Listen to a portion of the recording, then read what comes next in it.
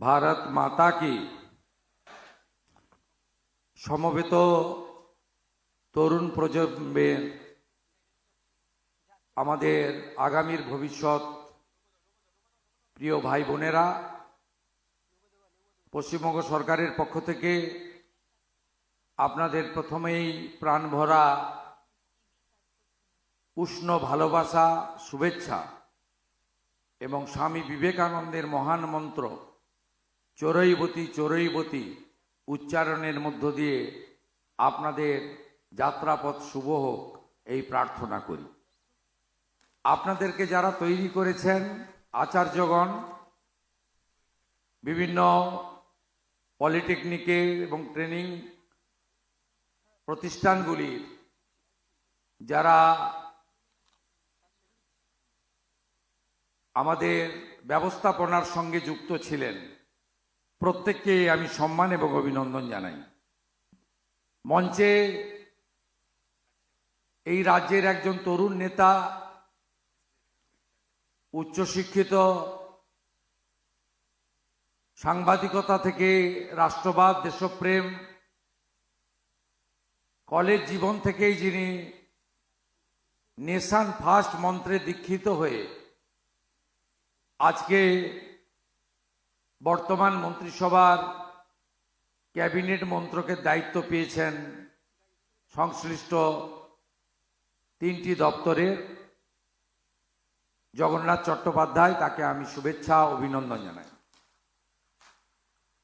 অত্যন্ত কৃতি চিকিৎসক, আদর্শবান মানুষ, রাষ্ট্রমন্ত্রী ডাক্তার হরেকৃষ্ণ বেরা,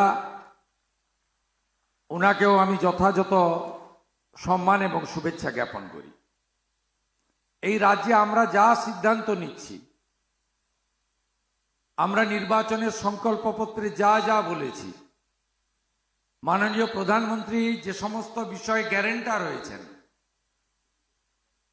এই 10 সপ্তাহের মধ্যে অল্প সময়ে সফল রূপায়ণে যিনি নেতৃত্ব দিচ্ছেন, মুখ্য সচিব মনোজ আগরওয়াল আইএস, তাকে ধন্যবাদ। এসিএস পদমর্যাদার আধিকারিক, এই দপ্তর দীর্ঘদিন ধরে পরিচালনা করেছেন অনুপ আগরওয়াল, এবং আরেক সিনিয়র আইএস তথা প্রধান সচিব টেকনিক্যাল এডুকেশন রাজীব কুমারজি, সঞ্চালিকা সহ অন্যান্যরা, প্রেস মিডিয়ার বন্ধুরা। সরকারি প্রোগ্রামে মিনিট টু মিনিট হয় এবং শেষে মুখ্যমন্ত্রীর বক্তব্য থাকে।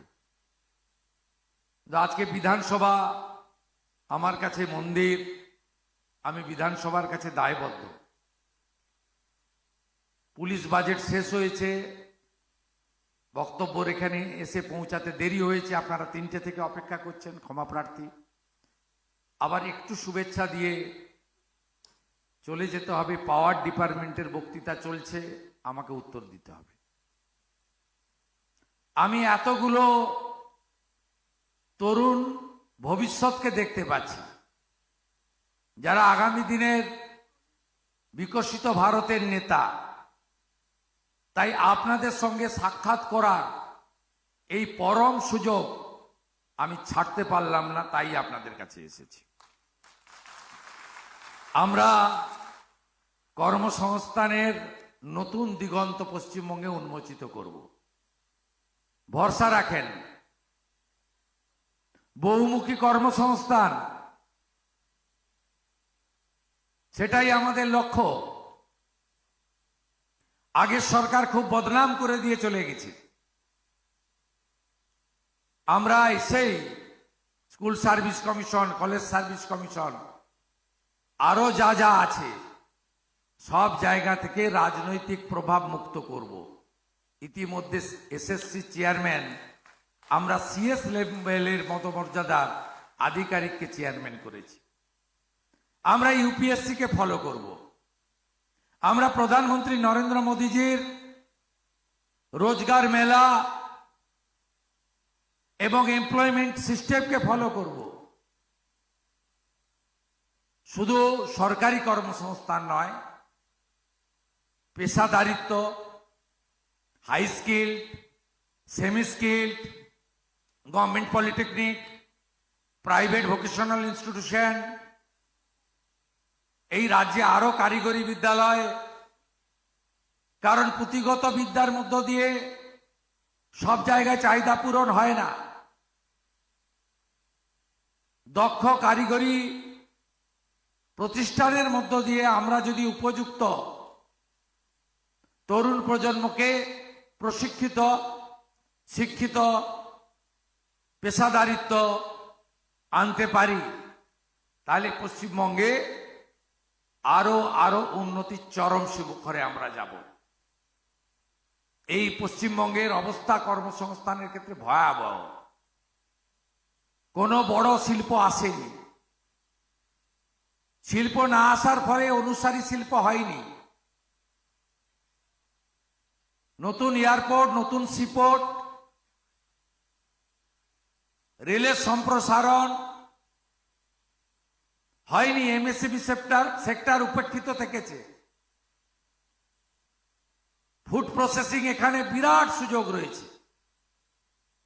আম থেকে, লিচু থেকে, আনারস থেকে কি নেই, এদিকে কাজু, পান, এত সুন্দর ফুলের বাগিচা, সব উপেক্ষিত থেকেছে। আমরা করব। আমরা শুধু কর্মসংস্থান নয়,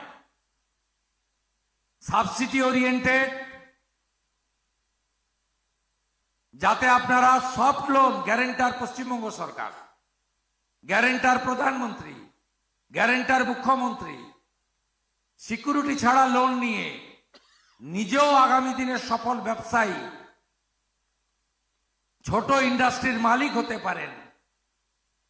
আপনি যা শিখলেন সেই মেধাকে কাজে লাগাতে পারেন, তার জন্য আমরা পশ্চিমবঙ্গ সরকার আপনাদের পাশে থাকব। আসুন সবাই মিলে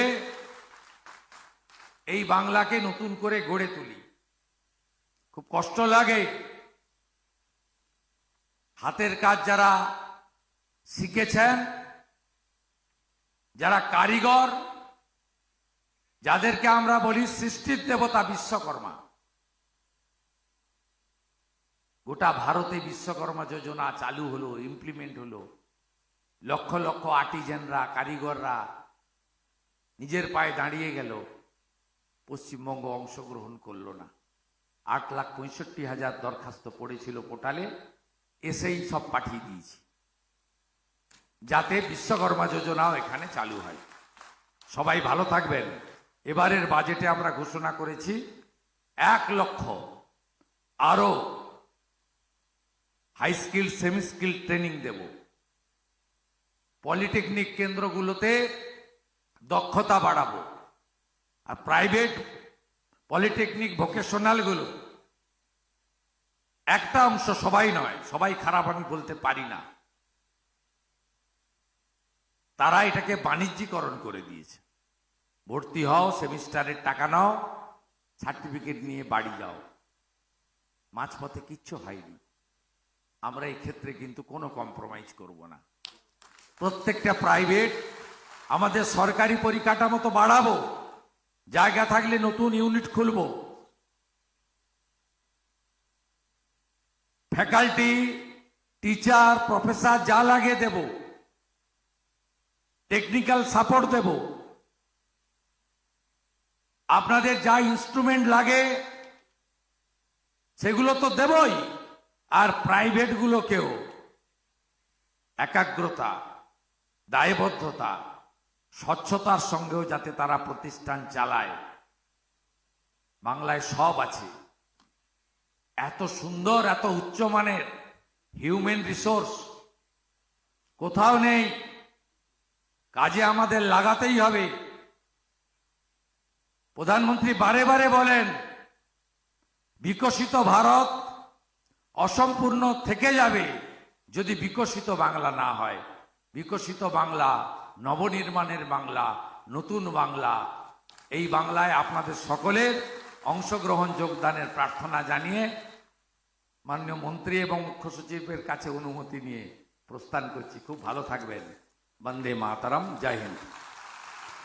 আমরা আন্তরিক ধন্যবাদ জানাচ্ছি এত ব্যস্ততার মধ্যেও মাননীয় মুখ্যমন্ত্রী আমাদের মধ্যে এসেছেন এবং সেই সঙ্গে আমাদের মধ্যে এসেছেন।